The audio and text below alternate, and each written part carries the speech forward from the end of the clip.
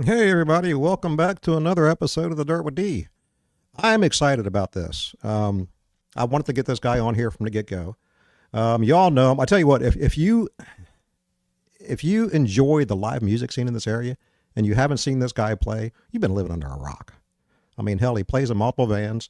He's a multifaceted musician. In fact, we'll talk about that later. Everybody kind of Gary the guitar player, but the guy plays pretty much everything.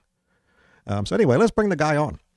Here he is, the world famous Mr. Gary Schutt.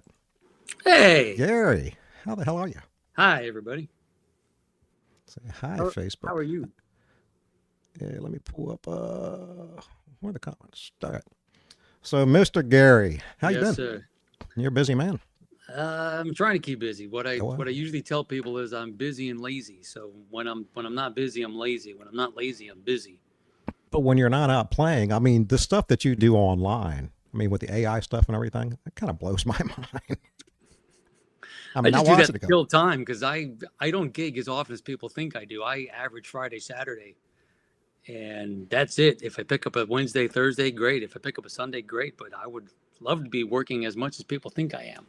Well, we got to put the word out there, and your phone will start ringing off the hook. Okay, Everybody wants to get Gary. sure. Well, here I am, off on a Thursday. I know, I know. Well, It was either this or go to OCC and watch Sobriety X. So well, for my benefit, I love the guys with Sobriety X. They were the first ones I had on here, which was, well, that was 2 hours of mayhem. nice. Yeah, oh yeah. I didn't get a word in. I lost control after I like five bet you minutes. didn't. I just let them go. So let's talk about Gary Shutt. Gary Shutt. So you've been in the music industry for, well, let's say quite a few years. I know we're pretty close to the same age. How did you start off in music? Well, my dad was a drummer. He was a drummer up in the Catskill area in New York. So when people needed a drummer, he was one of the top guys to call because he could sight read the phone book and play any percussion instrument. And his resume, which I need to talk to him about and get exactly who he had backed up, but his resume is probably more impressive than mine. So I started on drums. There was a piano in the house. My best friend played guitar, so when he would come over, I would dabble on that, and then I started taking lessons and caught up to him quickly.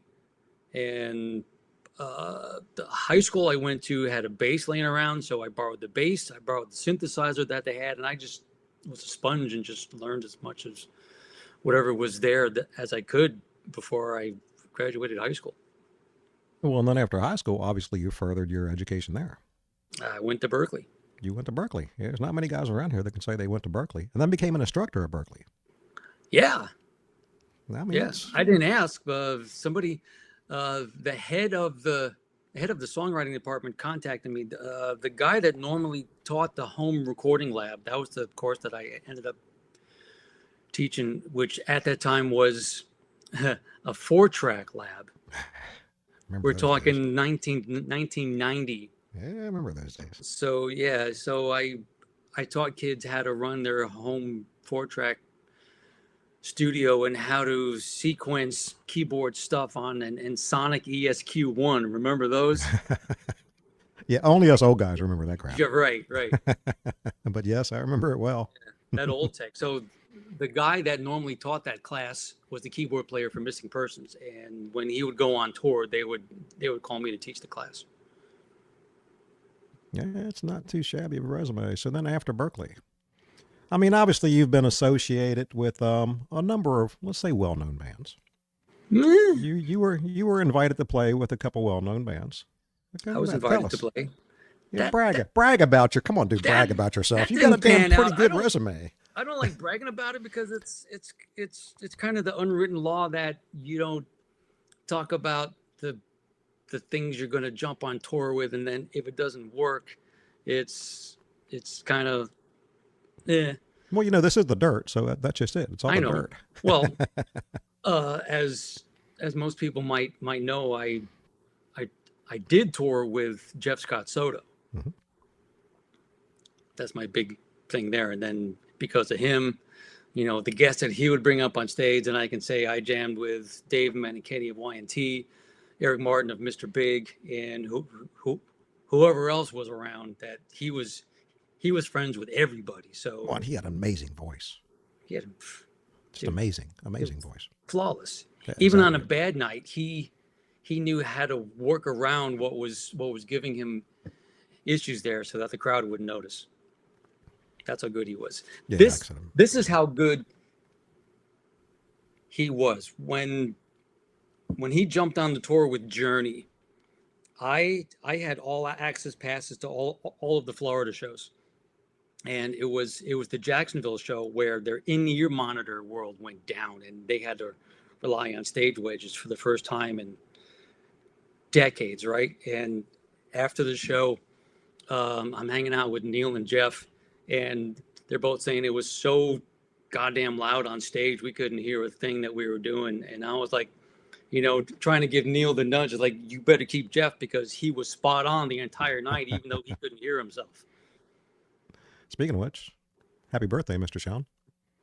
Neil Right? Sean's birthday. Yeah. It's Neil Strong's birthday. I Yeah. just finished shooting a second deep cut song of Neil's from the Soul Circus record that I haven't posted to TikTok yet. I saw them because I'm one of those guys that goes on and watches your video. You're the one. I'm the one. I'm that one that pops Thanks. on there. Yeah, one right my ass. You got plenty of viewers on there, but I actually enjoy them. I appreciate I go in and watch it, so yeah, I enjoy it. And besides, it's a different guitar almost every I get a few to choose from. exactly. So you're originally from New York, Yep. and then you moved to Florida. When'd you come to Florida? I came to Florida in '97. 97. So So Florida, okay. New York, college in Boston. After Boston, nothing happened. Moved back to New York. Got a call from Soto's people. He was putting a band together, and word around Berkeley recommended me. So I ended up packing up, moving out to Beverly, and packed whatever I needed into my 1977 BMW, which was ready to fall apart with whatever clothes and amps and the two Ibanez's I had at that time, and I got into Soda's band. Then after that, ended up moving to Florida, but on the East Coast because Jeff didn't like the earthquake situation either. So both of us ended up moving out here to Delray Beach, but he ended up going back to California because he had work, he had a kid. So I ended up staying because I was like, you can make money in a cover band, and they play on the beach, and there's women. Cool. I think I'm going to stay in Florida. yeah, well, I haven't figured out That's the how I women get thing here. yet. And then I ended up moving to Tampa in '97 because of Disco Inferno. Mhm. So around that time, when Jeff had moved back to California, he got hooked up with the Boogie Nights. They had a couple of sister bands. One of the sister bands was in Tampa. The guitar player from the Tampa band joined a sister band in Chicago, so they needed a guy in Florida, and Jeff had recommended me. I was in Miami at the time, so I relocated from Miami to Tampa to play disco songs. I still have my Disco, wig, my disco, shoes, my disco, platform shoes. disco. Anything to pay the bills, right? You don't have a shirt now that says disco sucks, do you? I don't. I don't. Hey, you know what? Disco was huge. It was a huge. I genre. actually like. Yeah. Some of I it, like yeah. the music. I've got a very eclectic musical taste. I mean, if you look at my Pandora list, it's anywhere from hardcore, old school country, because there were some great players. Absolutely. I mean, phenomenal players. That all the you way. would never I mean, know. yeah, I'm not really into thrash and stuff like that, but everything up to that point. And I really don't do rap, but everything in between there, I enjoy it all. Mhm. And it depends on the mood I'm in. Yeah. That's the one good thing about being at the Bottle House, the variety of bands. Yep. It'll be country one night, then Supply Chain the next night, and it'll be an 80s band the night after that. It's just a variety of music. Right. And we've actually had some kind of disco-y stuff in there too, some more Motown. Nothing So wrong with I that. enjoy it all. I enjoy it. Like I I do said, to too. me, it's nice because, I'm not a guy that follows one band. I like to see a variety of music, a variety of musicians. Mhm. I've met some great people. I've seen Yep. some great players. There's all of them aren't great, but I respect anybody that gets up on stage and plays their heart out. Absolutely. It takes a lot to do it. Even if you're not that great, even if you're still learning, I still respect the fact that the guys get up because I'm old and retired now. and I've got, as we were talking before, arthritis and all that good stuff. So I'm not the speed demon I used to think I was. Speed demon doesn't pay the bills. No, it doesn't. Well, what's George Lynch say now? I can't play like that anymore. No, I play. I try to play melodic. And Yeah. actually, some of the, everybody always talks about Eddie Van Halen. Hmm. Eddie Van Halen really wasn't a speed demon. In fact, he was a phenomenal rhythm player. Right. Phenomenal rhythm player.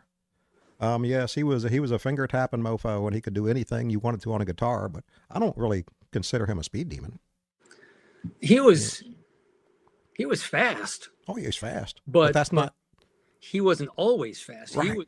He was fast when it was called for. Yeah, he played to fit the song.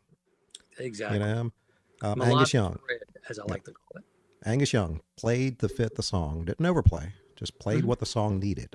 Yeah. And those are the guys that I actually respect. Like I said, some of the thrash stuff, the guys just come up blazing through the fretboard. That's not really my thing. Of course, then again, I'm older. I'm more into the classic rock. I'm a big Yeah. 70s and 80s guy, Yeah. which is my thing. But then again, I respect all types of music, and I know what it takes to get there. Right. You don't just come by that. You don't just snap your fingers and you're a great guitar player. I mean, there's some Right. guys that have natural raw talent, but unfortunately, I'm not one of them. So, I I would rather hear somebody sing than yeah, shred because shred gets boring. And there's very few guys that can do both, like Neil Sean. Happy birthday. right, right, It's super melodic, but he can speed when he wants to. yeah. And it's another thing I respect: a singing guitar player or a singing musician. Period. A singing Yeah. instrumentalist. To me, it was one of the most difficult things I did was sing They, backup only because I'm afraid of mics. But sing and play, I just, I never really delved into that. I never mastered it, and it it's does. It not takes a easy. lot of work now. It does take a lot of work. Yeah. I struggled with that for a long time, and Mhm. when I was young, I knew I could play, and I dabbled with singing because I had to because I wrote when I was in my teens. So I recorded my own songs, and I had to have somebody sing it, and I did my best to impersonate Jeff Tate at the time, and I eventually turned into a singer. I never wanted to, and then I ended up becoming better at it out of necessity. And then I ended up being good at playing and singing at the same time out of necessity. I joined my first cover band in '94, and uh, everybody sang. If you didn't sing lead, you had to sing backup. Mhm. And when I moved to California to join Soto's band, everybody sang. He was a gang vocal writing fiend, and he was writing like Van Halen meets Prince tunes, but the harmonies were Queen. So we all had to sing, and there was a lot of nights of me practicing in my room, running the riff and singing on top of it because I wanted to keep this gig, and I knew Mhm. eventually if I kept going that I could do it. I didn't quit. That's not an easy thing. Like I've truthfully, honestly, 100%, I've never mastered it. I could sing backup, but there were a few songs like Dwayne, you ought to sing the song. No, decide. Do you want to play guitar or sing? Because you don't get both. It's one Right. or the other. I can't do both. There were a couple Hmm. of songs I'd switch over and play bass because I could actually sing better playing bass than I could playing guitar for some reason. That's Don't know interesting. why. That's I don't interesting know because why. I know. I can't. I know, and that's the weird thing. Most people say, well, they can't play bass and sing. It's a whole different thing. Like I'm sure I could if I had to, but every time I sub on bass, I say I'm not going to do much backup. I'm going to sing whatever I feel comfortable with because it's a whole different set of things, and I'm playing different things than what I'm used to playing Right. while I'm singing normally, and I want to lock in with the drummer and hear what everybody else is doing too. That's so you know don't Well, yeah. expect me to be good. So yeah, let's face it. I know you play multiple instruments. It'd be easier. What don't you play? I guess that's easier than asking you what you do play. Is there any instrument that you can't play? Maybe like I oboe or something like that. I have never tried everything, so I can't say what I can't play because I've never tried everything. But what I can, since I was raised on drums and did percussion in all of the high school bands and stuff, I can play anything percussion that includes vibes, xylophone, timpani, uh, guitar, obviously bass, piano, sing, uh, kazoo, and Recorder. harmonica, but only the harmonica ones that have a certain key. I haven't tried the chromatic one yet. Yeah. Those seem really hard. Like I said, the recorder back in high school. Actually, I had one of those too. Yeah, me too. I think we all Thanks for did. bringing that up. See, I'm a frustrated drummer. It's something I've always wanted to delve into, but I could not get my feet and my hands, and it's weird because I can step on pedals all night long, Hmm. but for some reason I just could not get my feet and hands going. And like, yeah, Nuno Betancourt, you know, Nuno, phenomenal Yeah, guitar player, yeah, amazing. He was a drummer, right. and like he said he thinks some of the best guitar players are players that actually had a background in drums. That makes sense. It teaches you, you kind of, it's that Rhythm. groove that you get. Yeah. Yeah. And you can just hold it. And like I said, I mean, look at him. Obviously, it worked out pretty well. Let's take a little tour. Yes. Show us your babies. Look what I All of acquired them. over the years. Put some lights on here.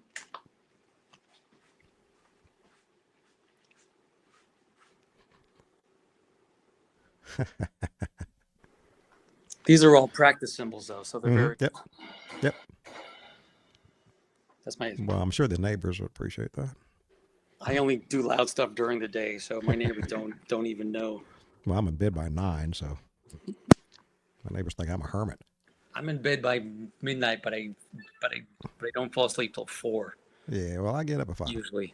I get up at 5:30. So, and I'm getting up there in years. So I can't stay up like I used to. Another reason I don't play. I can't commit to staying up that late. Yeah, I Of course, get it. here lately at the bottle house, I've been there till closing, which, trust 3 in me, the my morning. eyelids are very heavy by the time I get out of there. I hear that. So, when you first moved here, obviously you talked about you were with that band. Then what came after that? When that started to phase out, our competition, the Hunks of Funk, was going through a member change, and I ended up joining the Hunks of Funk for a bit. There was some turmoil in that band, and then the Hunks of Funk parted ways. And then it was me, the bass player, another drummer, and the keyboard player formed the Untouchables, and we did top 40 pop and some disco tunes, and we dressed in like mobster suits.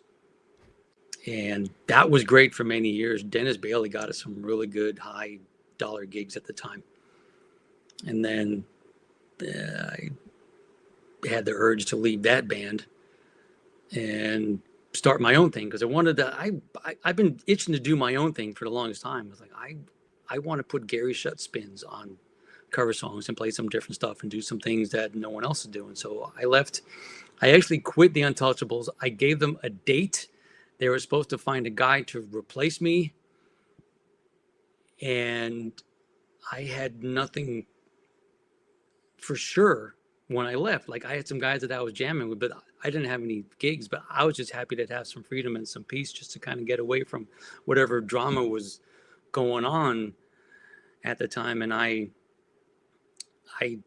don't recommend this. I survived until I got my band and some gigs going by living off of my credit cards, rent, bills, food. Not a great idea, You hear that, but kids? that was, what was that? I said, you hear that, all you young kid musicians? Right.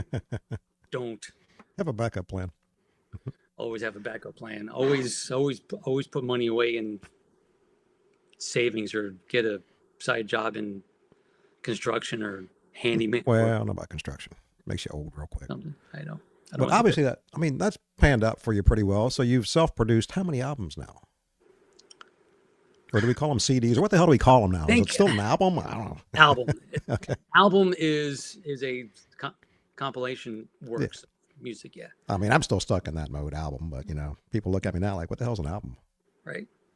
So how many of you actually put out and I self-produced? think 24. There's something like 15 solo albums, and then there's the various pseudonames. I've got 4 under Panic Fire. I've got 1 under a thrash band called Always at War, and then 1 that was like a Steel Panther kind of comedy metal thing called Metalheads. You got to put that back together. No. That'd be fun. We'll book you. It was it was fun at the time. There was no actual bands though. It was still No, just all me. You know, well, you should put a band together, get a bunch of guys, I don't want to. put on the wigs. I want to. Well, What you I can still grow hair, so yeah, I can't do that anymore. I I can grow on my recently chin. I recently chopped it short because I'm in a punk band now. So it's like I kind of had this '80s look happening with the long hair, and I was like, maybe I'm gonna try and do a punk thing. It's not quite where I want it yet, but at least it's not sweating on my neck. And I know the first time I saw you after you got your haircut, I said, "Damn, Gary got a haircut," which it's not that big of a deal, but it wasn't I the think first everybody was time so used to either. seeing it. Yeah. You know, So Kinda had this- go ahead. speaking about the punk band supply Yeah. chain, Yes, let's talk about supply chain because you guys are just, I mean, obviously from what's it been about 2 years now, two and a half going years? on 2.5 years. Yeah, Yeah. You came out of basic obscurity. So, you started playing and now bam, you're everywhere. You just, you guys did what, 7 days at the fair? at the fair, 6 days days. straight. So you need a break now. It's a good thing you're not playing this week. I know, You right? need a break. I know. And we actually had great weather. It was actually hot for that. Yeah, So yeah, we had some hot days there. I mean, you Yeah. got some great musicians. I got really lucky with this band. I found great guys that are all on board. Mhm. There's no drama. Yeah, Well, let's just say that guy sitting behind the kit. Jason, Oh my God, right? Jason's a beast. He's a beast, just and a he is the control center of the band too. Mhm. Not only does he play, but he has a mixer by his side where he mics up his kit, runs it in his mixer, mics up all of our stuff, runs that through the mixer, and then he splits that so that the sound guy can take whatever he needs, and then whatever Jason's got there, we all have ears, so it's very self-contained, and it's made us tighter. Well, and if you've never met Jason, the next time they're playing, talk to him. He is the nicest freaking guy in the world. Just a hell of a nice guy. Yeah, But like I said, he gets behind that kid and he gets that look on his face. He gets that face. It's like he's going to kill somebody, but he's just a beast. But he's even, in. He gets in focus mode. absolutely. He is focusing on a lot of stuff, how the song goes, making sure the sound in his ears are right, listening to the click, and just doing his job. There's no going over to him to make a face, because he'll give you this look like, don't bother me, I'm busy. Okay, hi. Okay, good, go. I've actually seen him before a gig sitting out in his vehicle, air drumming. Yeah, It's like before a gig, when he's up on stage, he doesn't go warms around up. and chit chat. Yeah, he's sitting up there behind the kit the whole time. I've He's never just- seen a drummer warm up as much I as he know. does. I know. And like I said, just the nicest guy you'd ever meet. A fantastic guy. But all the guys are great guys. Yeah, I mean, Josh, it's it's a good band. yeah, You're tight. tight. I remember when you first started playing, you said, I don't have to solo much. This Right. is great. I don't have Yeah. to be the I don't have to the think. guy all the time. No. But you sing a lot too in that band. Yeah, I give Josh a couple breaks.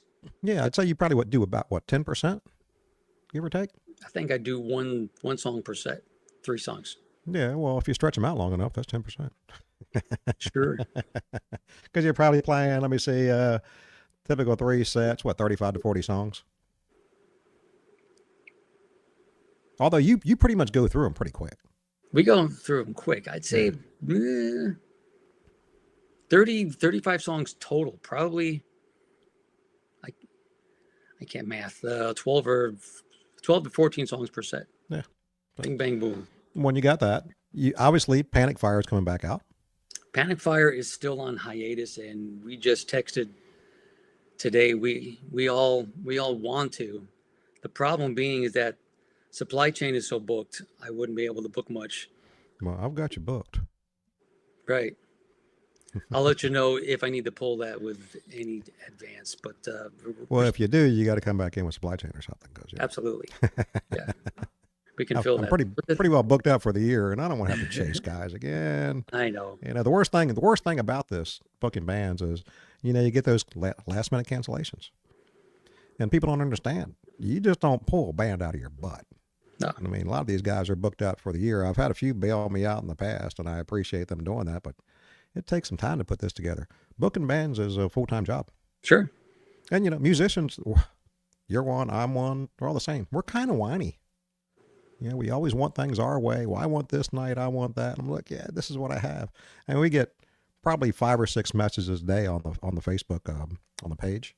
Mm-hmm. And, sometimes I can't keep up with them all. And like I tell them, we're pretty well booked out for the year. In fact, I'm hoping, we were talking about Bubba before. I'm hoping Bubba's going to get back into it soon.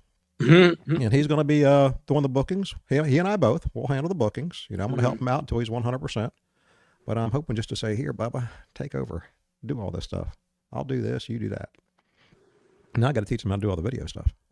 Right. Yeah, that makes sense. Because I want to retire one day. Right. So you got that. You got Panic Fire. There's another band that you play in. Which one? Den of Thieves. Den of Thieves. You got your solo thing. My solo act. And what else do you have going on? Ronnie D and the Superstars. Oh, yeah. Forgot about that. Yeah. Yeah. See, Under that, the other band, that band definitely keeps me on my toes because it's all blues and funk, which is a big challenge. Whenever he points at me and says, "Gary, go," and I'm like, play. "Don't do Eddie Van Halen. Think Stevie Ray." What out of all the genres you play? Because you play a lot of different types of music. Do you have a favorite? Do you just enjoy playing everything? I enjoy changing it up once in a while. Yeah. Yeah. So I love playing the pop songs. I love playing the punk songs. I love playing the Van Halen stuff. I love doing the blues stuff with Ronnie. It keeps my brain thinking. It's not the same thing every weekend. That gets tedious after a while, and I just you start to burn out, and I don't like to burn out. I love music, and I don't like to burn out on it. Well, you do. I mean, you're truly one of those guys that loves music. Do you live for music? Well, pretty much. I mean, that's what you do. You're a musician. What I do. Tis what I do. Tis what I live for. There's not many guys around that are musicians.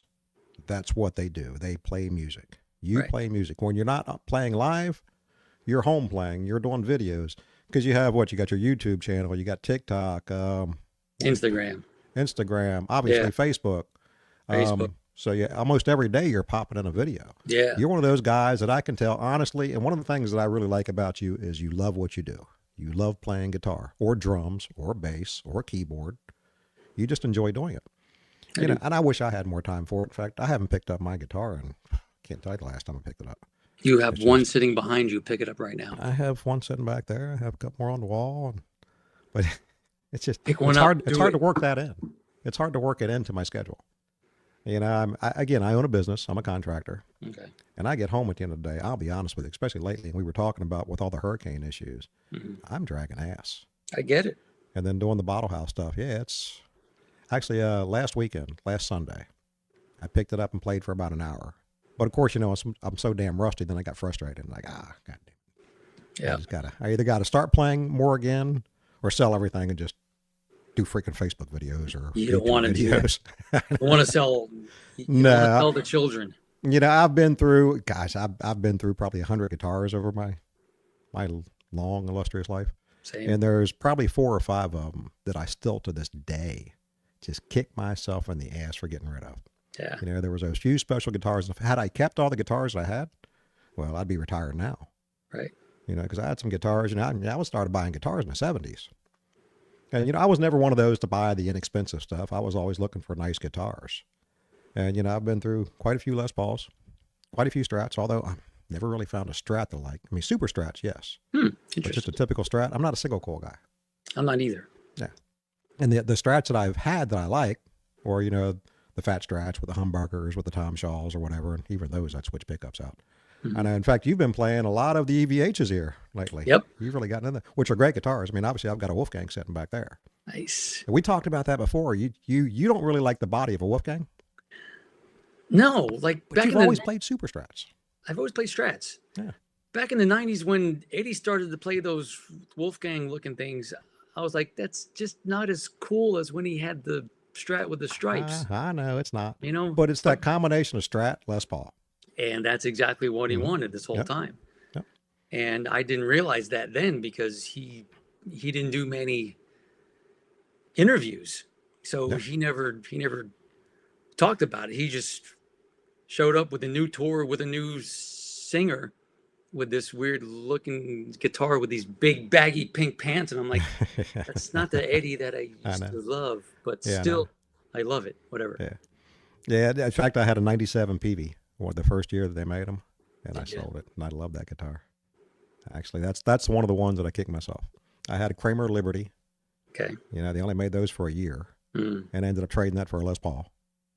And now I've decided that Les Pauls suck. They're too heavy. I mean, don't get me wrong. Les Pauls are phenomenal, Yeah, but absolutely. 11 and a half pounds hanging around my neck, it sucks.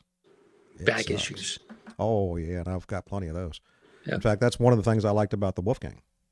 It's lighter. Although, uh, 3 weeks ago, 4 weeks ago, Nobody's Fool. Actually, the weekend before he went to non-smoking, Nobody's Fool was there, Okay. and Dan pulled out. He's got a custom shop there. He said, Really? you love Les Pauls?" I said, "Yes." He said, "I know we've talked about it." He said, "You just it's the weight." He handed me a custom shop. It felt like a feather. It Les was Paul. it's probably 7.5, 8 pounds, and What it do they make it sounded out of? phenomenal.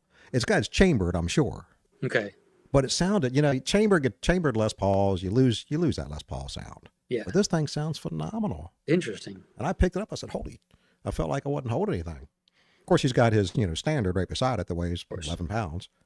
But he said, "Yeah, that's why he got it, because he's like the rest of us. He's getting older, and Mhm. people don't get it. That thing's strapped around you for an hour at a time. And It, you it can hurts. definitely feel it. Yeah, it does. It It hurts. hurts. You just get wider straps.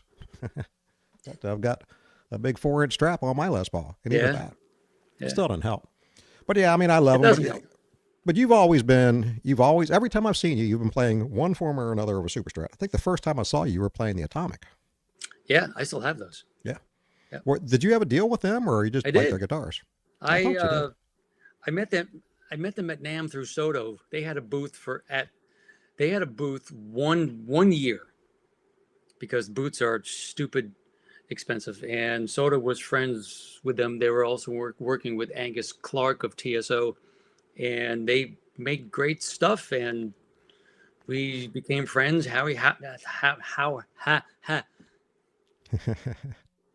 Harry Howard. Try to say that 10 times fast. Yeah, Harry exactly. Howard, super nice guy, loved the way I played, and took me on as an artist. And they built me a couple of custom shops, and I still have them. And I don't play them as much as I used to, but I'm not going to sell them. Nah. Well, when Supply Chain first came out, you were at the Bottle House, Yeah, and you just put a guitar together just I so it did. fit the band. Yeah, Yeah, and it was a great sounding guitar. But now thanks. you've pretty much every time I've seen you lately, you're playing a EVH. The EVH relics are Yeah, awesome.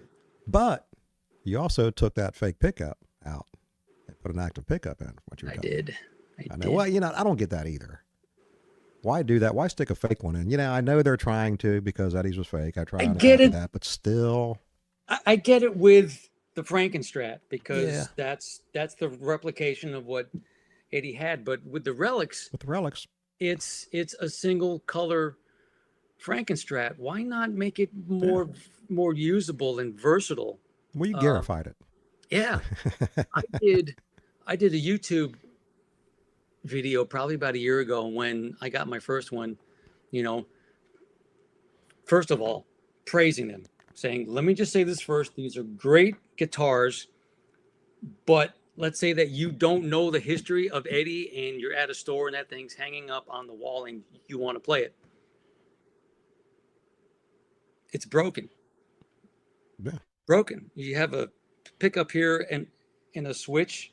It sounds great. It's a one-trick pony, but technically it's a $1,400 broken guitar. Yeah, If you don't know exactly. the history of it, they should make one like that with a working neck pickup, Yeah. like the 5150 standard Yeah. or the Wolfgang. Why Yeah. put an active? I mean that dummy pickup works. It sounds terrible. It's really thin. I hooked it up once. It's a terrible sounding Yeah. Well, thing, but it's a throwaway pickup for them. And yeah. I had a Wolfgang. I did not like, or I had a 5150. I had a Hmm. Stealth 5150. I did too. I didn't like it. I I don't liked know it what at it was. first. I didn't like Yeah. the neck. That I thought it exactly. sounded great, Yeah. but because of uh, the hockey stick The hockey head, stick. Yeah. it was always neck heavy and it tended to That's this. exactly what I said. Yeah, a lot of neck dive. It Mm-hmm. sounded great, but that's the one thing I didn't like about it. Yeah, So I yeah, I ended up. ended up getting rid of it. So did I. Yeah. Oh well. Yeah, If they'll it's learn. But you notice when they switched over to the relics. I mean, that's their main. You know, they're selling more relics now than they are anything else. I mean, they're still hope selling the so. Wolfgangs, but they're selling a ton of relics. I mean, I it's think they it's, it's what sold it is. out of the relics because Sweetwater only had like four of the red one left when I Oh had really? ordered the red one. Hmm.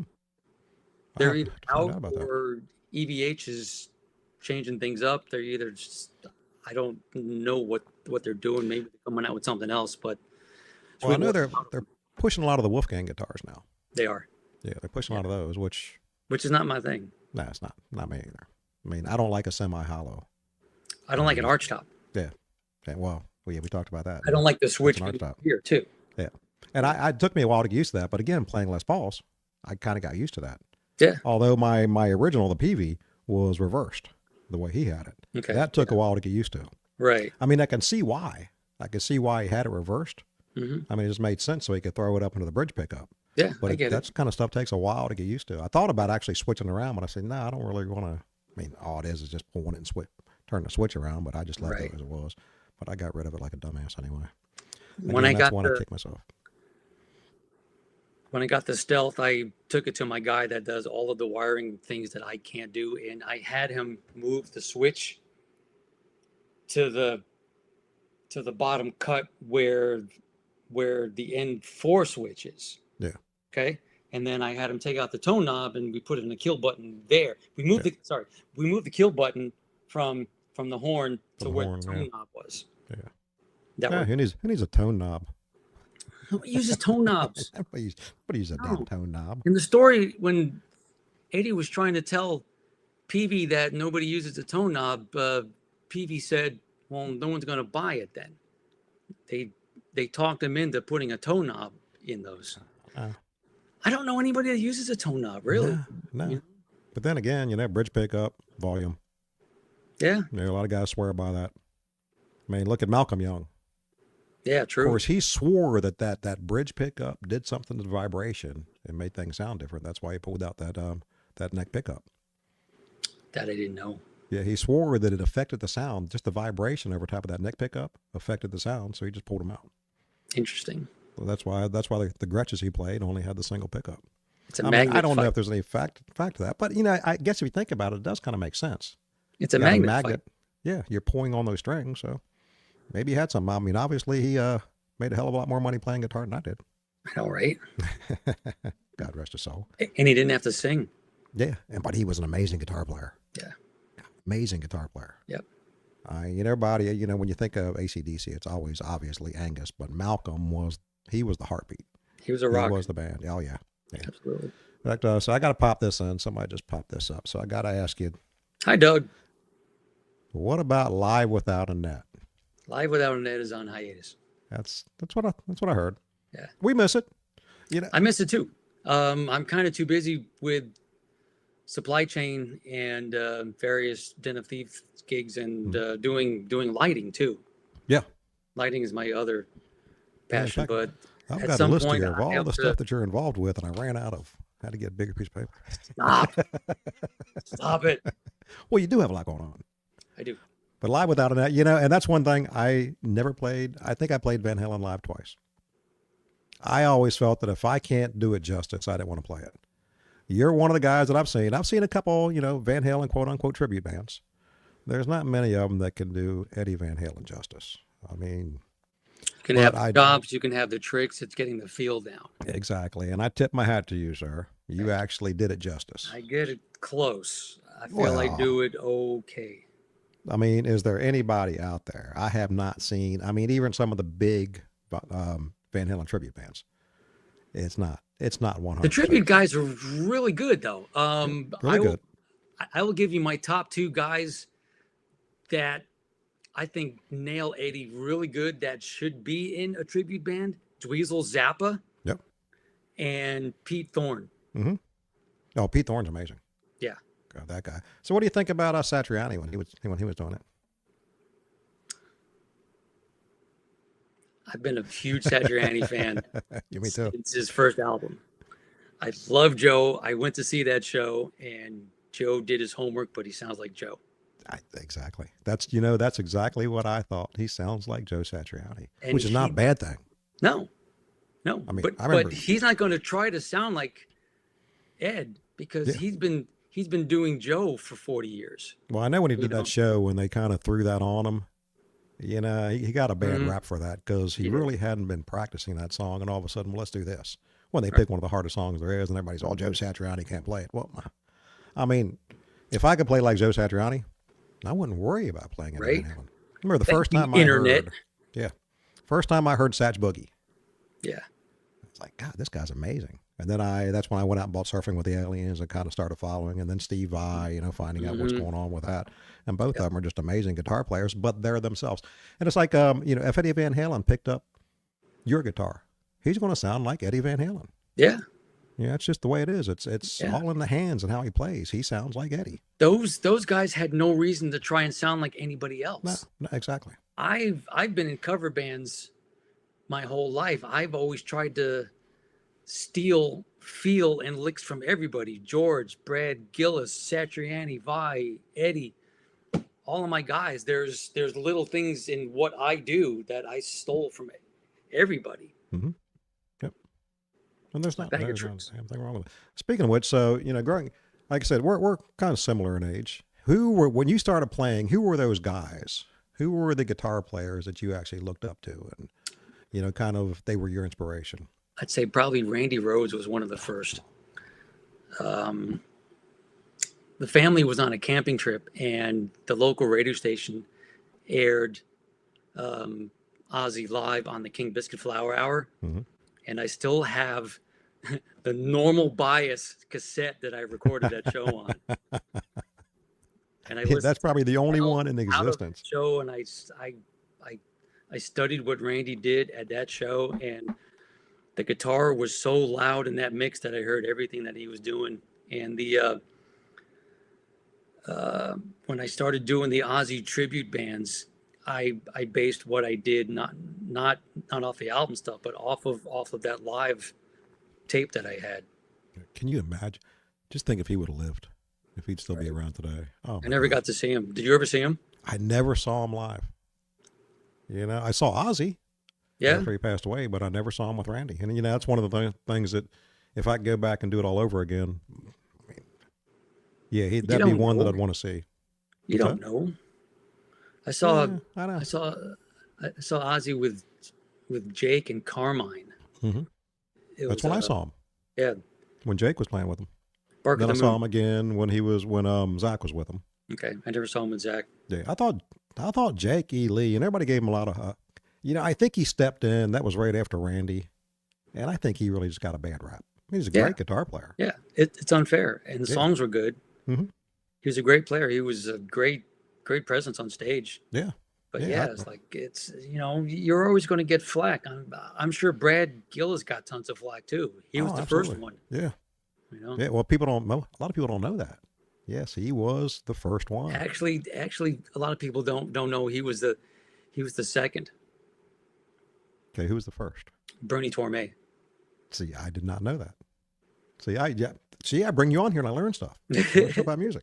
This is it's an educational program. I'm telling I'm you. a fountain of useless information, as my dad likes to say. I kind of say that too. Like now, it's kind of the point where I have to forget stuff to learn anything new. 'Cause Right? I'm full. I'm maxed out. I can't learn I anything say else. that too. My brain's full. It's like a sponge. A sponge just got hard. Yeah. But yeah, I Never mean, let go with something to bring in something new. yeah. So let me ask you this. Okay, I'm going to throw one at you. Okay. Eddie or Randy? Eddie.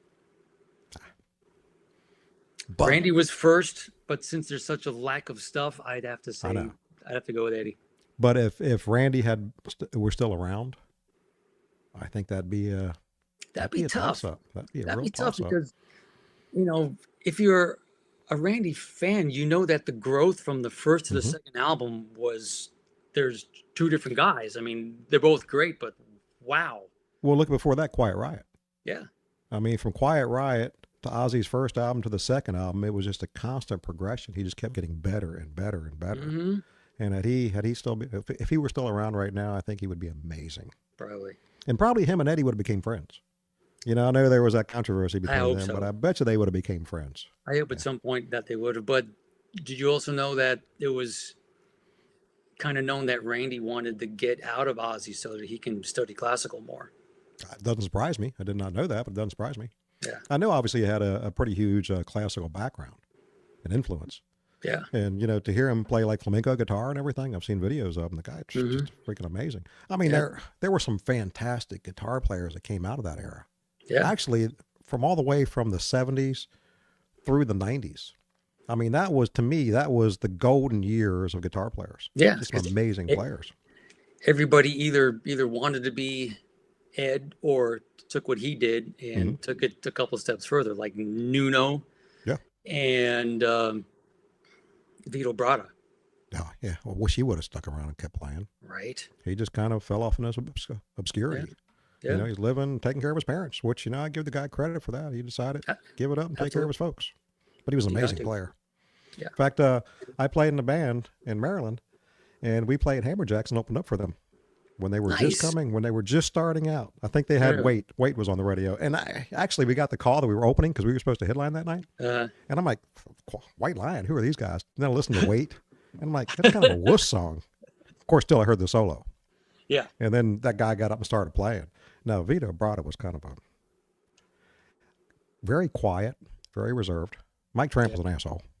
He was just a cocky asshole. Of course, we were all cocky assholes back in the 80s, let's face Of it. course. Yeah. You know, all of us. I was the greatest player in the world until I saw somebody better than me, which happened quite a bit. But Right. yeah, we were all cocky. I mean, we were doing it for a couple reasons. The money was great, but the girls were better. The girls were better.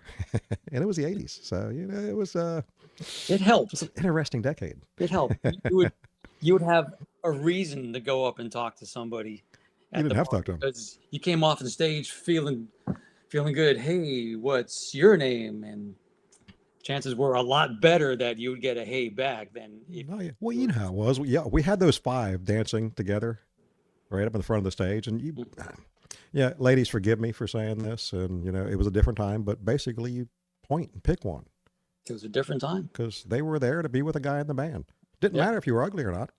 You know, of course, I had the long Bon Jovi hair, had the long Bon Jovi hair. Mm-hmm. And yeah, I mean, they're there. You know, it's back in the big hair days, the short skirts and big hair. And there was five of them dancing up in front of the stage. And you knew why they were there. And, you know, who Oh am I my to argue? God, you're in the band. Yeah. Oh my God. And who was I to argue with that? Right? Right, 'cause- Who am I to say? Yeah, I mean, it was an interesting time. I couldn't do it again at this age. That'd kill me. I'd make it about 2 or 3 weeks and it would kill me. Times have definitely changed. Girls go out now to dance with their girlfriends. Exactly. And the Exactly. band is there to keep them dancing. They Well, don't give a shit. And I always tell the guys when they come into the bottle house, because I talk to them first, especially there, you got to work the crowd. Yeah. If you don't come in and work the crowd, you're going to lose them.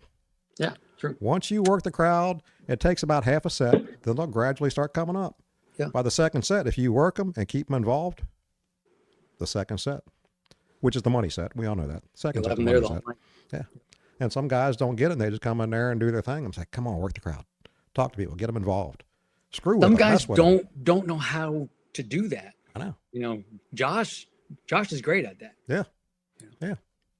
Yeah. Josh he can sit up there and do a set of talking. Yeah. And he's come a long way. He has. Josh has come a long way since the first time I saw him. First time I saw him was when he was with One Eye Jack. And of course, I don't feel that music really, it didn't service him very well. Mhm. The stuff he's doing with supply chain, I mean, that's his wheelhouse. Absolutely. I think so. That's where he belongs. And it's great stuff. And, you know, I'll be honest with you, I'm not familiar with all of it. That's okay. It's not, but I like it. That's okay. You know, I come and say, I'm not familiar with that song, but after seeing you guys a couple times, I'm more familiar with it. But then again, you mix a lot of stuff up too. So Yeah. you're not playing the same set twice. Most of the songs that we do that people that our age don't know were not radio hits. They were more Mhm. music video hits on the Fuse channel, Right. things like that. But yeah, the emo scene then was big. It's just that, you know, I happened to gravitate towards that because I was watching those video channels at the time and really digging the stuff. And then when I was looking for something new to do, it's like no one's doing a pop punk cover band. Yeah.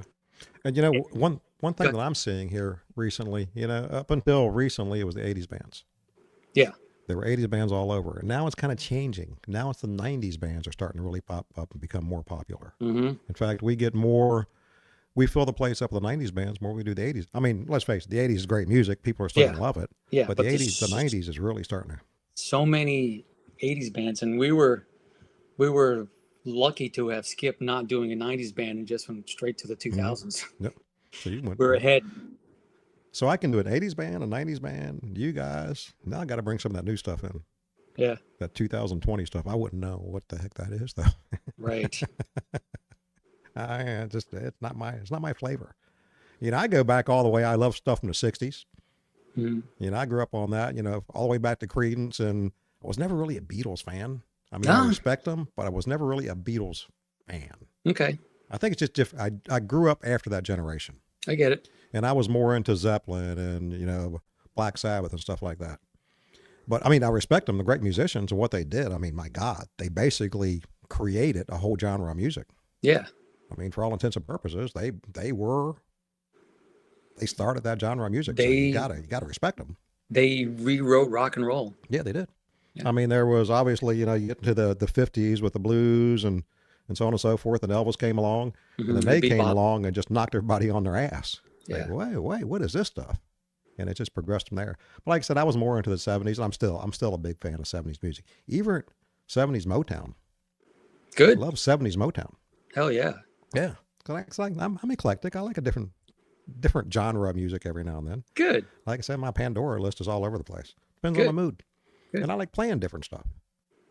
Can't play it as well as I used to, but I've really gotten into playing because, again, we talked about this. There are a lot of phenomenal country players from those days. That's very I true. mean, hell, Roy Clark. Roy Yeah. Clark was amazing. Yes. I mean, I still watch some videos of him, back in the day and just screwing around, but the guy was just amazing player, but he doesn't get credit for it. Yeah. He grew up in that, well, he was in that generation where guitar players weren't really, it's not like it was in the '90s when the Van Halens and the Rhodes and so on and so forth came out. Mm-hmm. They were just there doing their thing. And Buck Yep. Owens, these guys were just some great players. Mm-hmm. Yeah. So we were talking about all the stuff that Mr. Schutt is involved with. All right. So you What got else Gary is Schutt, Gary Schutt music, which Right. is, you got your solo stuff. Panic Fire. We talked Yep. about that. Supply Chain, Den of Thieves. So Mm-hmm. those are basically, the kind of the active stuff you're doing. Yeah. But Milk Crate Lights, you Yep. got your own lighting company, I do lighting and you're doing pretty well at that, from what I've seen. once in a while. If I get booked out far enough, because if someone says, "Hey, we need lights on Saturday," I'm like, "Sorry, I'm booked. You gotta." Yeah, you got a lot You of stuff. But you're What do you have in actually, August? but you're kind of putting your own little thing onto that, with the magnetic mounts and so on and so forth, where you can just, Mhm. you can go in and set up a show and you don't need the whole rig. You don't have hanging lights. Of course, There's I'm no used to the old- cables. Yeah.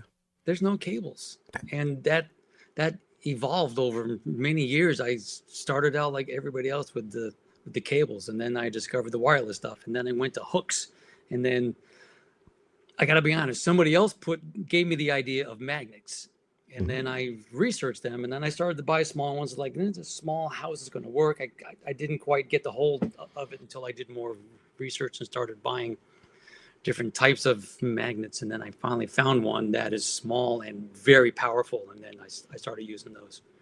Well, let's face it, you are kind of a mad scientist with this stuff. I mean, with your guitars, with everything you do. I mean, is there a guitar that you have not touched? Do you have a guitar that is completely stock that you have not touched? Yes. I Three know of you them. got to look at. Three of them that I can think of. You would appreciate this.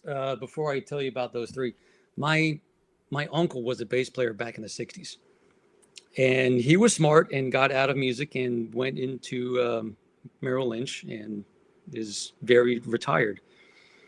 And he gave me custody of his bass, and for many years it sat in the closet. I was like, I have my PVs. I take those on the road. I use them to write.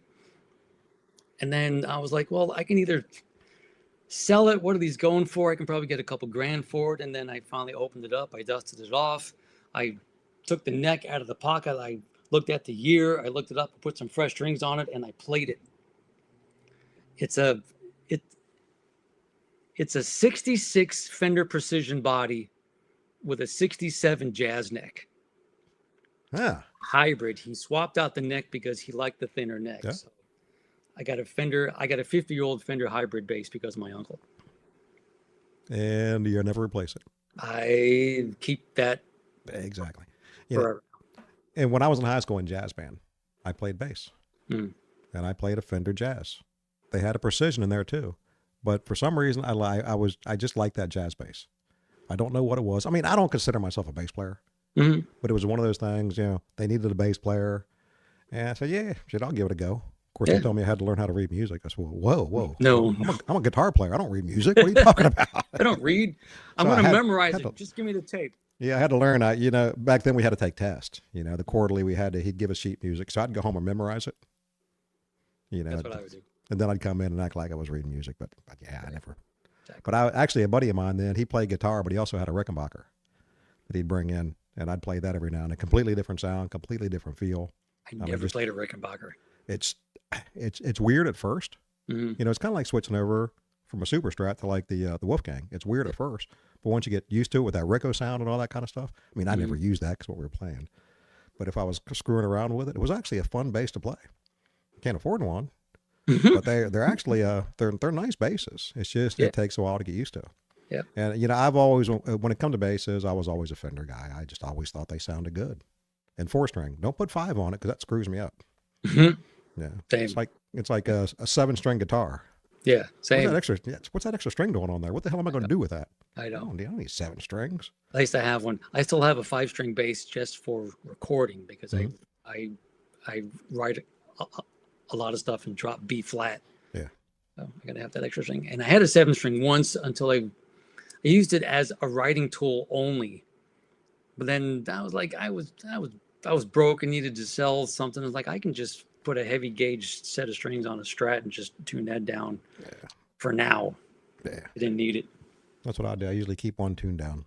Yeah. Of course, now with the freaking pedals, I mean, even though they're not perfect, they're close. The Digitech drop pedal is really good. It tracks in fact, you really. use one, right? Yep. Yeah, you have one on. I saw you had one on your board. I got it. Yeah, they track pretty well. Mm-hmm. I mean, I've got the Helix that's got one on there. How does that track? Not as good as the drop. Not as good as that one, but it's I'd put it at it's 95%. Okay. I mean, it does pretty well. Especially when I'm playing, don't feel like grabbing another guitar, and I got to drop down flat or whatever, or drop down to a C. It's convenient. It's very convenient. I thought about getting a drop, but I figured I got that thing. What am I going to do with it? I've got a whole other pedal board over there that just basically is set and collect dust, like my amps. Yeah. I don't plug in my amps anymore. I run everything through that and through my through studio monitors. Exactly. It's just easier. I don't have to. It's either that drop pedal or bring 4 different tuned guitars out to a gig. And that's what we did back in the 80s. Yeah. Exactly. Because there was nothing else. Yeah. I'd get up on stage. I usually had 5 or 6 guitars with me when I played. I had backups. Right. Because, if you're playing Floyd's, last thing you want to do is have to change a string in the middle of a set. That just didn't happen. No. So I usually had 3 guitars, different tunings, and 3 backups, just in case. Yeah. I felt better. It was kind of my security blanket, knowing Absolutely. I had a backup. You had to. Fortunately, I didn't have to use them that often. Although, a funny story, we played a local bar on I think it was like my 23rd birthday, something like that. And so all my friends were there. And they thought it'd be hilarious to get me completely freaking shit-faced. So every time I turned around, there were trays with shots coming up. And when you're in your 20s, you're not going to say no. Of course not. So I was sucking those down. By the end of the second set, I couldn't tell you what I was playing. Actually, my pedal board was up on the edge of the stage, and I had boots on, and went to hit something, slipped, fell on my ass, snapped the neck on my guitar. I think I was playing. I think it was a Kramer. I snapped the neck, and I couldn't play the third set. I was that obliterated. I should have, I've learned as I get older, just say no. Yes. I don't even know what they were sending me. It was just trays coming up, and I was turning them back, and it was a god awful mess. That's the story of my 90s. Well, let's just say What I'm is glad this? we didn't have video cameras. I shall try it. Thank you very much. Yeah. What?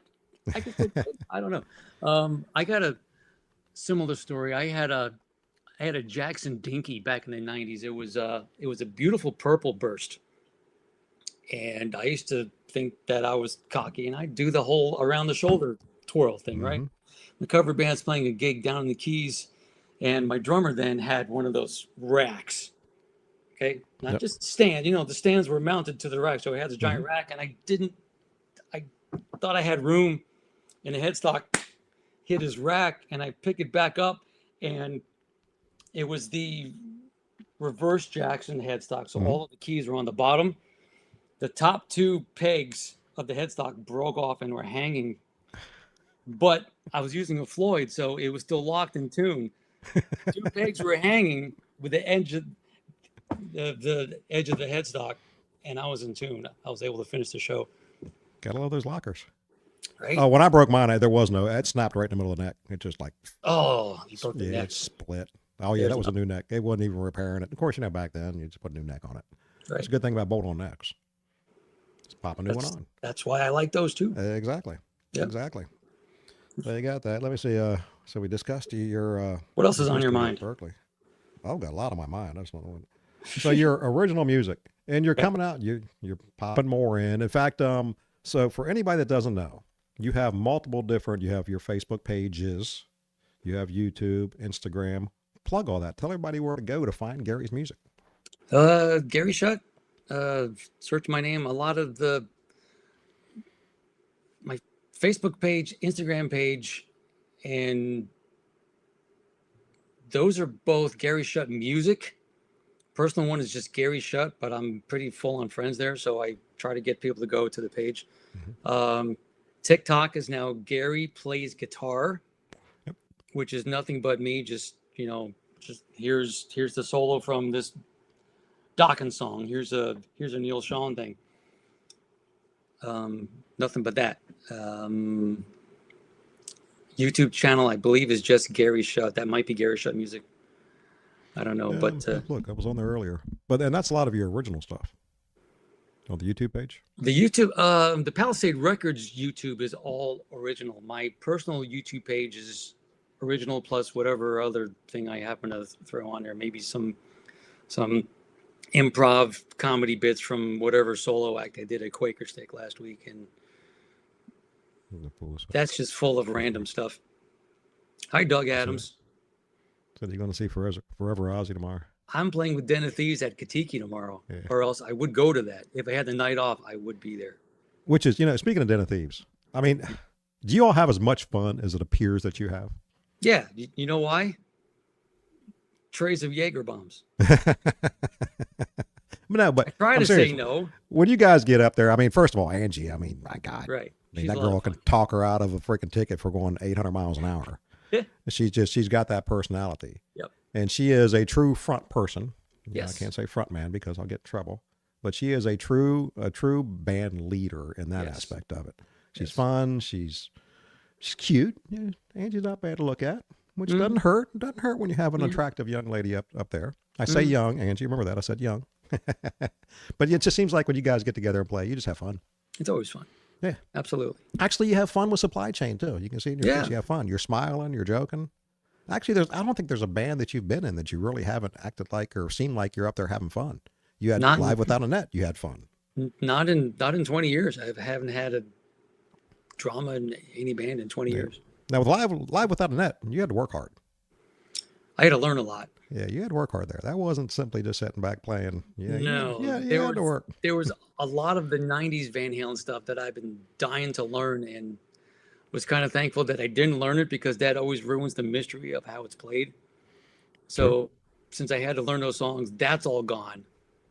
So there's no more mystery to it. The problem was is just keeping all those in my head during a 3-hour show. It's like, oh, what's coming up next? Okay, that brings up a question. How many? There's no way in hell you can answer this.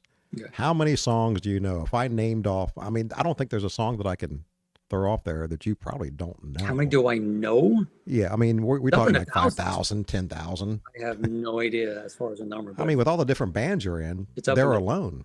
and I started learning stuff back in the 80s when I was in high school. My first Well, my first real rock guitar teacher was teaching me songs like "Taking Care of Business" and "Jane," you know, things like that. So that's how I started learning songs from him, and then I got my ear, and then I started learning Black Sabbath and Ozzy songs on my own. So I've been doing that for 50 years. Okay. So speaking of which, do you have perfect pitch? No, Are you close to having perfect pitch? I have pretty good relative pitch. Yeah. Like, Hmm. if you sang a note, I would have to try and find a song that I know that's close to it and say it's probably around this, Yeah. Okay. Because I was wondering that because there's so few people in the world that have perfect pitch, right? and you can't. Yeah, I don't think you can teach it. No, you There's can't. books and there's classes, but I You don't have think to you can start teach it. up. Apparently, you have to start really young to get perfect pitch. It isn't something that you can pick up later on. Yeah. Well, and obviously the way you From hear what I've things heard. as you get older changes too. I mean, I've noticed. Yeah. I don't hear the highs as well as I used to. Right. And of course, we've both doing this stuff for many years. I mean, I haven't done a lot lately, but just being on, back in the 80s and 90s, everything was loud. Yeah. I mean, I'm up there Damage. with the freaking full stack, even though we were behind the PAs, still it was loud because we were And it playing bigger sounded venues. great. Yeah, oh, it sounded Paying phenomenal. for it now. But we were playing bigger venues, of course, back in the days of the old incandescent lighting, which is like a Mm-hmm. laser beam shining on you, Right. 140 degrees on stage. The hot lights. People wonder why you sweat your ass off because it's 140 freaking degrees up there. Get up That's there. why we were skinny. Yeah. And remember, we played Big Pace, they had that spotlight, and that thing would hit you, and it felt like just a blast of You sunlight hitting felt you. it. It's like, Yeah. oh, God. It I got so know. bad the strings would get hot. Yeah. In fact, I played, before I moved out here, I was in Arizona. So the last band I really played with where I was fully committed was in Arizona. Okay. And when you play outside in Arizona, when it's 115 degrees, It's a dry heat, sucks. Yeah, it's a dry heat. Yeah. but it's still Yeah. hot. Well, like I But it's tell still everybody, hot. turn your oven on 140 degrees or 120 degrees and stick your head in there. That's a dry heat too. For an hour. But yeah, I mean, you couldn't touch the strings. It I gets bet. so hot. We played one place and we had a canopy, but my pedal board was in the sun and I had boots on. Mm-hmm. My foot was scorching because Mm. I was always hitting the pedal board because, most guitar players like to play with pedals. Yep. I mean, half the time they don't do shit. We just like to look like we know what we're doing. But yeah, I remember that my foot was sweating. It was just so freaking hot. And it was 118 degrees that day. And they wanted us to stick around. So we played it was a bike rally. We played during the day. They wanted us to stick around that night and play the bar Mm. and do 3 sets at the bar. I said, there's no way. There is no way in hell. I don't think I could play another song. I just felt like a wet rag. Yeah. But I It's just couldn't wait to dangerous. go home. Oh, yeah, it is. I mean, and of course, we were probably drinking beer, which is not the best thing to drink when you're Not already in. dehydrated. No. But, live and learn. In fact, I've quit all that stuff. I quit drinking. Good. I haven't drank for a little over a year. I mean, a daiquiri or something like that every now and then. Yeah. But it just got to the point because I drive so much. I'm just always weirded out about that. I don't want to take a chance of getting No. yanked. Exactly. So we did that. Yeah. Oh, so talk about your strings. I know you're a big advocate for The Blue Magic the strings. Blue Magic strings. Yeah. Yes, I got very lucky with those strings. Local upstart company was starting to knock on some local guy's door to play their stuff and get some feedback on them. And I was the first Floyd Rose user. He wanted me to try and break them and stretch them and whammy bar the hell out of them. And the first set that I got, I swear, I Steve Va'd and I Joe Satriani'd. They lasted 11 shows before I finally popped. Really? Damn. Now, are you endorsing them officially? Absolutely. Good. That's why I want to get it out there for you, so you can kind of push your strings. Blue Magic strings at bluemagicmusic.com. There, you That's heard where it you here get 'em. first. Did you ever play the Paradigms? Never did. See, I was using those, Okay. and same thing. I couldn't break them, but I mean they're not cheap strings either. And if you're switching strings every week, they can get kind of expensive. They can get expensive. It's almost like buying bass strings, except bass strings will last you a lot longer. I was using Diodario's for 30, 40 years, and See, that's what I've been using. yeah, I would average breaking a string either third or fifth show. Mm-hmm. And I tried elixirs once. Popped an E string the first day. Broke them. So you're not an advocate for elixirs. Nope. So if somebody wants to buy the strings, Hmm. is it just online or is there somewhere local they can go into It's the just store and actually online. purchase them? So they can At go this on. point, at this point, it's only online. Because you've been talking about them, I think I'm going to order a set just to try Okay. it. I mean, not that it'd take me 3 years to wear out a set of strings as much as I play now. This will And- last you 6. yeah, exactly. And I'm not, on the Floyd, I'm not going crazy on the Floyd anymore. I'm Yep. not doing Yep. pulls and bends. In Right. fact, I've got mine bottomed out. So, well, actually, on that, there is no pull. Right. It's all flat bottom. It's just a Yeah. dive. So, but I mean, a lot of stuff I play now, I mean, I could pull it off. I've been looking for a one of the old Wolfgangs with a fixed bridge, but they're getting hard to find. I can't find They any. they started making new ones. Are they making them again? So I haven't looked in a Um, while. they announced fixed bridge Wolfgangs and the Wolfgang Van Halen signature model, which I don't know what that model is actually called, but there's Yeah, later. those are out now too. Yeah, I could try to find a fixed bridge. Saw them at NAM. They're announced at NAM that they have a lot of fixed bridge stuff coming out. Well, I was wondering why, because they were making them for a while. Then they stopped and everything was Floyd. And, not everybody wants a Floyd. There's Right. people out there that hate Floyds. True. For one, they don't know how to restring a guitar if they got a Floyd. Well, Right. if you don't know how to restring your Floyd, then don't buy anything with a Floyd on it. Right. And Oh, if you yeah. don't use it, Yeah. I mean, it might take a few extra minutes, but it is what it is. Yeah. In fact, that thing's due for a string change. So you got that. Now let's talk about, we're going to do some promotion. We're going to promote multiple bands. But first of all, I'm going to promote the Bottle House, where you're hopefully going to be there. I hope so with, too. See, May 10th, we have Panic Fire. Okay. So I'll let you know. if something happens, let me know. I'll give you plenty of notice. Please. July 26th, we have you back with Supply Chain. We Okay. know that's good. Good. August 23rd, we have Panic Fire. Okay. Let me know. Okay. September 20th, Supply Chain's back. Good. And then December 27th, again, is Panic Fire. Now, Yep. I don't mind if we need to switching that around with Supply Chain. So just let me know. The May date is possible. I just messaged Tracy and Cody today for the first time in a long time just to get caught up on stuff, and they want set lists, and I keep changing my mind for set lists, and both of those guys have like full-time jobs now. Yeah. So it's been hard for them to have time to learn songs, much less book a rehearsal. Either that or we'll have to get Angie and Raleigh and you guys back in there with Den of Thieves. Again, we are non-smoking now, so I know. I'd I'll love be to down get for Angie that back. too. Let's get Angie back. Okay. I know there was, and she didn't want to play there because of the smoking. And quite Right. honestly, there were a lot of bands that did not want to play there because of the smoking. And I There you understand go. it 100%. I get it. I will let them know, and I would say possibly the May date might be a Den of Thieves. Let's do it. I'll let those guys know. Let's do it. I'm happy with that. I mean, truthfully, I want to see Panic Fire too because I want to see I you do your too. Panic Fire I stuff. want to Yeah, get this going. absolutely. Well, you will. I hope You so. will. I mean, come on. There's a bunch of guys out there that if it fell through with them, you could probably bring somebody else in. I know you want to keep it with those guys.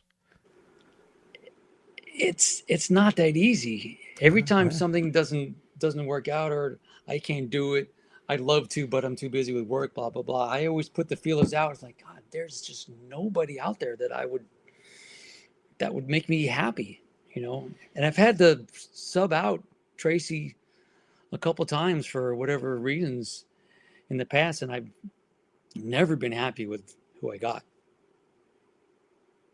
Yep, Yeah. a bunch of. Now there's a bunch of damn comments coming up. Can you see the comments on your end? I only saw it when Doug popped up When I twice. popped them up?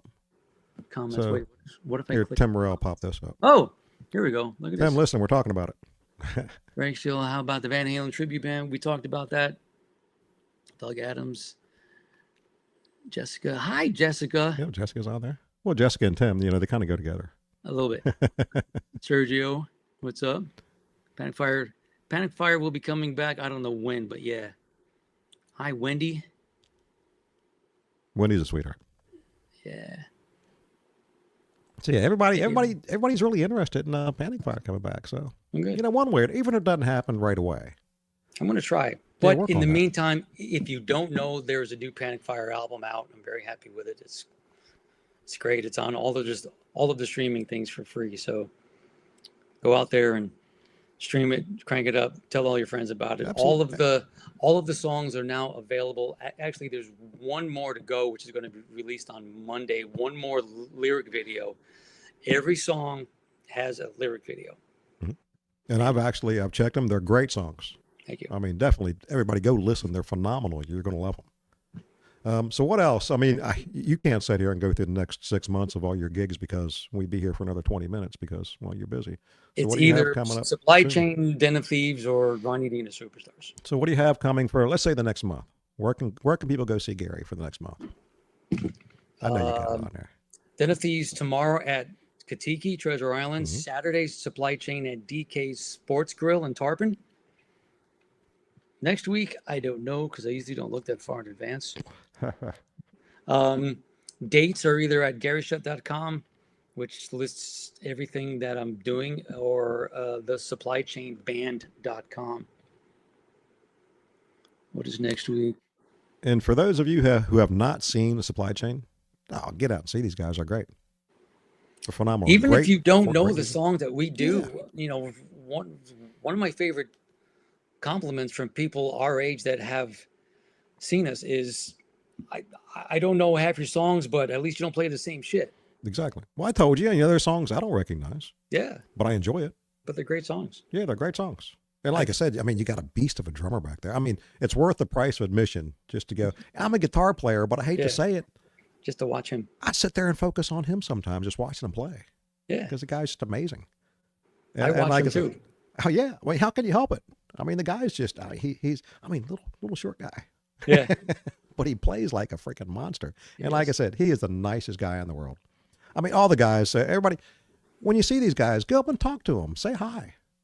yeah, That's one reason I'm doing this, kind of so people can get to know the guys that they're seeing every weekend. Because, a lot of people won't go up and talk to you because, they figure out you're busy, you don't want to deal with it. I'm sure you don't mind somebody coming up saying, hi, Gary, really We're appreciate your playing. very approachable on break. Don't Exactly. come On up break, yeah. during the show. Yeah. Well. Hey, it's my friend's birthday. Can you sing? Get the fuck out of here. Talk to me when. No request. Yes, that shirt is over there somewhere. Exactly. But yeah, go up and say hi to the guys. Just thank them. Absolutely. I mean, that's what everybody out there, you got to understand. These guys, just a simple thank you means a lot. I mean, they're up there working their butts off for you to entertain you. And that's what they're doing. You're there, you're entertaining people. Yeah, we love to Show meet your people too. appreciation. Exactly. Love it. Exactly. I tell people that all the time. Take Come a and say photo. hi. Follow us. Yeah. But definitely follow. Obviously the YouTube, the Facebook, and everything else, follow, like. Mm-hmm. Because, there's a way to make, $5 or $6 a month off of YouTube. I'm still working on Unless trying you to got figure that 2 out. billion followers, you're not I going to get rich on YouTube. Speaking of which, can I plug one more thing? Absolutely. My YouTube channel, The Rocker Nerd, is trivia. Yep. It's You know what? TV, music, and movie trivia. There's so many episodes now, and there's still more to come. If you're into nerd trivia for TV shows, music, movies, anything nerdy trivia, there's many different types of games. There's all kinds of things. And I meant to put that on here. I was actually, I ended up working late today. Usually I come home and have a little bit of time to go and write some notes for myself. Of course, sometimes I just throw the notes out the window. I think I told you I had sobriety X on here. Well, what are you going to do? Right. 5 minutes, I just turn the mic away and say, go. Actually, they were great. They were a blast. Not we bad. had a blast. Yeah. Definitely go to all the YouTube pages and just show appreciation for what these guys do for you every weekend. And again, that's what this is all about. Just showing I'm a huge supporter of live local music and local musicians. I would rather go see local musicians than go to a big show. That's just me. Because I feel like, I'd rather support the local guys that are out there working their butts off every weekend than going to see some guy who's a multimillionaire that, quite honestly, you're just you're a blur in the crowd. Half the time they can't even see you. Right. They're making their money. Right. Go see the guys. I'm not saying don't go to the big concerts because we all want to see them, but support local music. Support local music, local venues. If you go to a concert, you look at the 20,000 people. It's like, I don't know any of these. Yeah. None of these people go out to see local bands for free that cover this guy's songs. I know. Yeah. I don't get it. And like I said, I would rather support the local musicians and local venues. I mean, obviously, it's a Bottle House sponsored page, and I'm supporting the Bottle House. But there's a lot of venues out there that are great places to go to. It's not like I've only ever been to the Bottle House. Right. On nights that I'm not there, I go somewhere else. Yeah. I like going around seeing different musicians. And there's bands that don't play at the Bottle House. Yeah, a lot of it's because they can't fit on our stage, because there's some big bands out there that just, excuse me, and there's some bigger bands out there that just, Hmm. they're in the price range where they're playing the large clubs and venues. And I'd like that's to go see okay. those guys. Yeah, it's fine. It's And that's fine. okay. Actually, yeah. In fact, I like bringing in new bands. We have, so far this year, I brought in, what, 4 or 5 new bands, Mm. and they've been great. Yeah, good. I can tell everybody, you're not going to hit a home run every time, but we've been very lucky. The new bands we brought in, I've really have done great. People complimented them. Thank you for bringing them in. They're a great band. And we're going to continue doing that. Just Good. trying to find new talent out there. Like I said, if there's a bad one, don't get mad at me. Yeah, so far we've been lucky. There hasn't been a bad one, but yeah, just remember, I'm only seeing, I haven't seen all these bands live. Right, right. But like I said, I respect anybody that can get up on stage and play in front of people to entertain people. Because, that's what it's all about. You're not going to get rich playing in local bars. You know that. You're not going to get rich doing it. I mean, these But I'm guys do doing it it. because they enjoy it. But I'm doing it. Yeah. But you Right. do it because you enjoy it. Yeah. You're making a living. You're lucky because you have, multiple different bands you're playing in. Some of these guys playing one band, they might only play 2 or 3 times a month. And they're not doing it. They're not doing it to make a living. Right. They might be out there an electrician or a carpenter, or they're selling cars during the day. And they do this stuff because they love it, because they Right. enjoy doing it. Right. So show them the love back. That's Absolutely. all. Absolutely. So with that, Gary, is there anything else you have coming up? Or anything else that you want to push for us? I You don't got know your what else fingers in there so is. many things.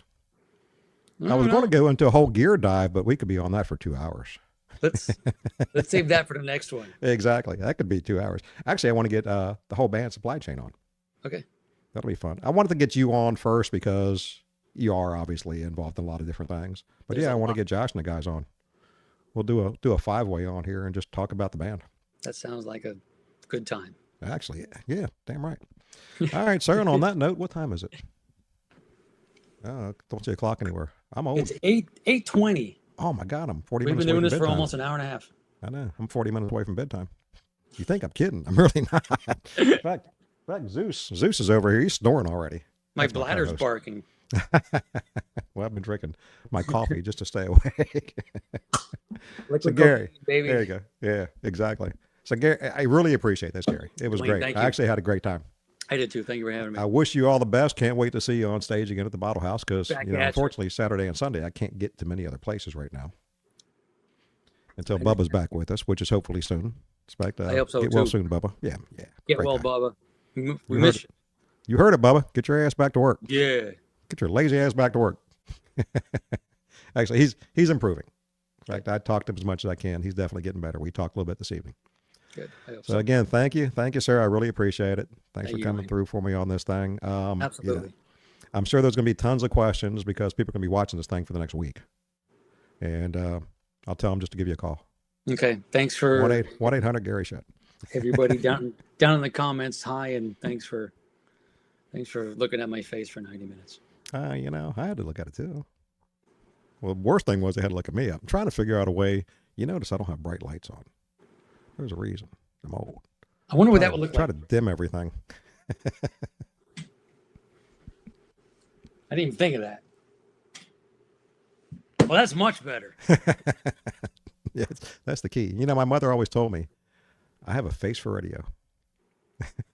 But bum. Where's your Exactly. drummer when you need it? That's you. Where's the rim shot? I told you I can do a rim shot as long as I don't have to use my feet. I can do a rim shot with my feet. Yeah, I'll figure it out.